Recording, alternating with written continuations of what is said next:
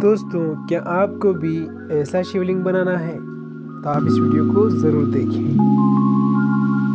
दोस्तों, आज हम किचन सेट से शिवलिंग बनाएंगे, इसलिए आपको 2 प्लेट चाहिए स्टील की और एक स्टील की कटोरी और एक लेनी है स्टील की ग्लास।